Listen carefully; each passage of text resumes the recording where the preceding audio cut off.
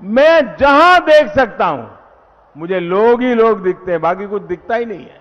अपनी विनम्र श्रद्धांजलि देता हूं। अब बताइए मेरी शिकायत मीठी है कि कड़वी है? अपनी विनम्र श्रद्धांजलि देता हूं।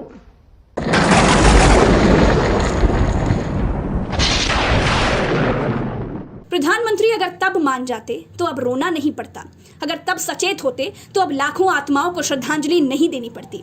ये प्रधानमंत्री जी का फैलाया हुआ रैली कोरोना है जिस पर आज रो रहे हैं। मैं अपने वो सारे वीडियोस निकालकर आपको दिखा सकती हूँ जिसमें मैं कहती रह गई कि कोरोना के टाइम पर मोदी जी की ये रैलियां लाखों लोगों की जान ले लेंगी, लेकिन ना प्रधानमंत्री जी ने सुना ना उनकी कैबिनेट ने। जहां बीमार वहीं उपचार।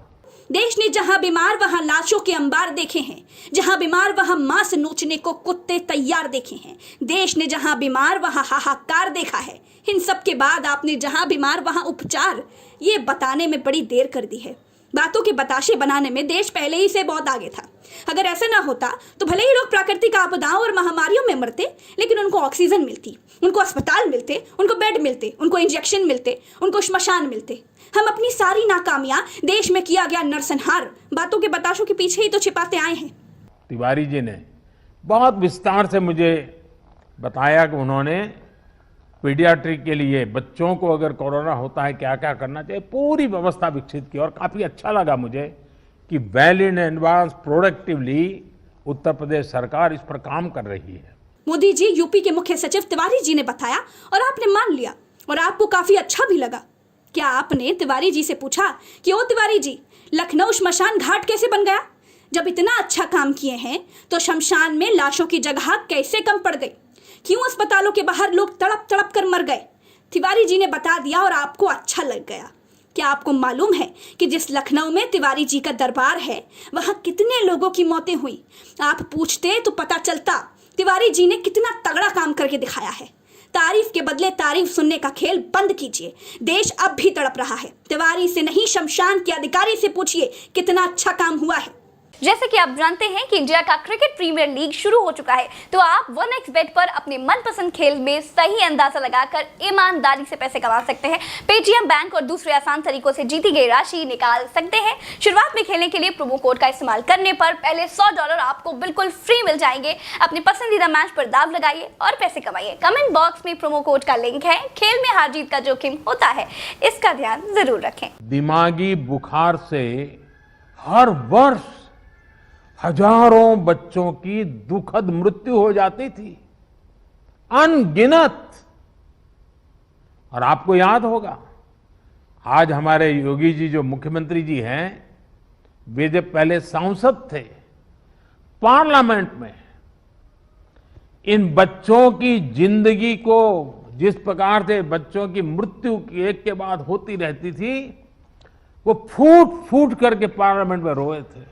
सर, जैसे गंगा में भले ही हजारों लाशें उतराती रहीं, भले ही श्मशान फुल रहे, लेकिन सरकार और श्मशान के आंकड़े अलग अलग ही रहे। शमशान कहता 80, सरकार कहती 20। उसी तरह पूर्वांचल में इंसेफेलाइटिस से कभी सरकारी आंकड़ों में 2010 के बाद से हजारों बच्चों की मौत नहीं हुई।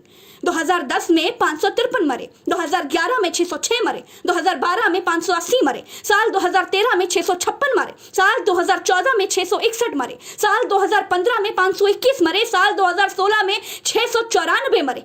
आंकड़े छिपाने में पिछले वाले आज के कोरोना वालों की तरह ही थे शायद। और उसके बाद आ गया 2017, तब से रामराज का उदय हुआ। मरे उसके बाद भी, लेकिन रामराज में मरना वरना कहाँ माना जाता है, मोक्ष में गिना जाने लगा। बीआरडी मेडिकल कॉलेज में ऑक्सीजन कांड को भी मोक्ष का द्वार मानिए और डॉक्टर कफील खान को उसका दरबान। पिछली सरकारों में जो हुआ, नेताओं को उससे बढ़ा चढ़ा कर कहने में बड़ा मजा आता है।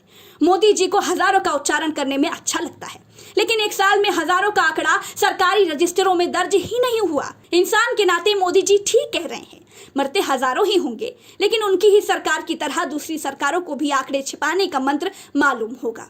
योगी जी के संसद में फूट फूट कर रोने की वजह को मोदी जी ने पिछली सरकारों में हुई बच्चों की मौत बताया, लेकिन हम लोगों की जानकारी कहती है कि वो अपने ऊपर लगे मुकदमों की वजह से रो रहे थे।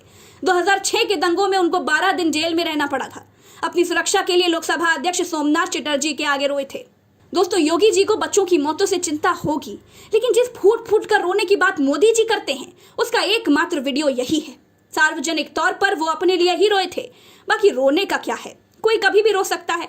संसद में रोना कोई जरूरी थोड़ी है। मोदी जी के मुताबिक योगी जी बहुत संवेदनशील थे। मुझे जिस प्रकार से राजनीतिक पूर्वाग्रह का शिकार बनाया जा रहा है, मैं केवल आपसे अनुरोध करने के लिए आया हूं, क्या मैं इस सदन का सदस्य हूं या नहीं हूं, और क्या सदन मुझे संरक्षण दे पाएगा या नहीं दे पाएगा। लेकिन योगी जी की ही सरकार में उनके ही स्वास्थ्य मंत्री सिद्धार्थ नाथ सिंह ने पूर्वांचल में बच्चों की इंसेफेलाइटिस से हो रही मौतों का आंकड़ा गिनाते हुए बताया था कि अगस्त में तो बच्चे मरते ही हैं।